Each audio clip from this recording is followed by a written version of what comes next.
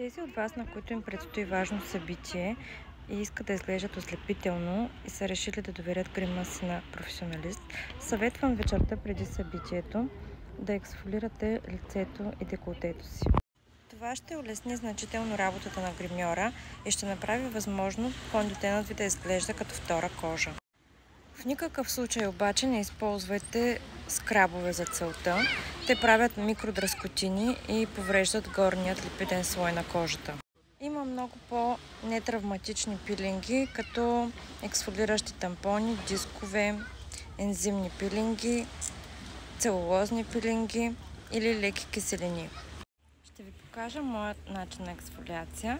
Аз комбинирам два пилинга. Първият е целулозен, а след това нанасям и ензимна пудра. Кожата ми е мазна към комбинирана и достатъчно плътна. Ако вие обаче сте с суха и тънка кожа, то по-добре да изберете един от двата метода. Първо измивам лицето си с този измивен гел от Sephora с пребиотик.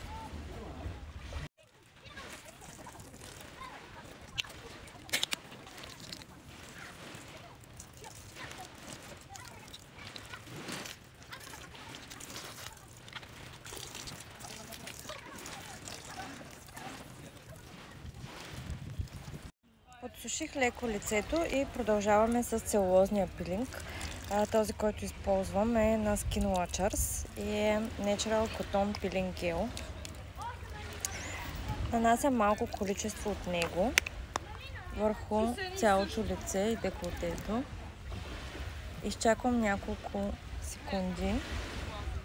Самият пилинг вътре има целулозни парченца, хартия. Някои си мислят, че бучиците, които се образуват, всъщност са мъртвата кожа, но това не е точно така. По-скоро целулозата се свързва с мъртвите клетки и по този начин ще се отплющва роговия слой.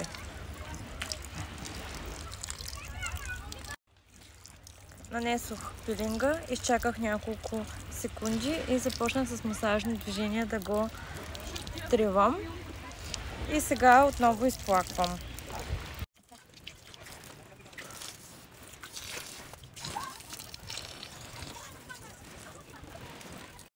И втората стъпка е тази ензимна пудра. Тя отново е на Skin Watchers. Слагам съвсем малко в длънта си, колкото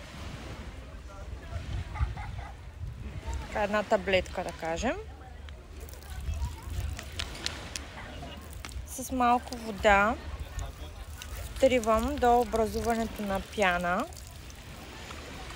Избрах да снимам тук клипчето на този живописен плаж на Егейско море, защото имам достъп до течаща вода тук на плажа, едно мъркуче. И нанасям цялото лице отново с масажни движения. Ензимната пудра не е желателно да престоява твърде дълго на лицето. Около минута е абсолютно достатъчно, за да не го пресуши.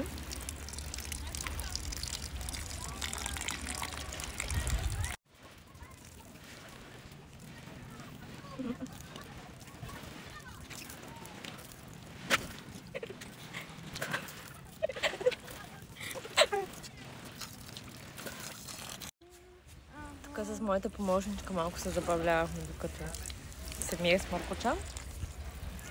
Така, подсушавам се. И това е всичко. След това може да продължите с рутината, която си имате. Желателно е тази ексфолиация да се прави вечер.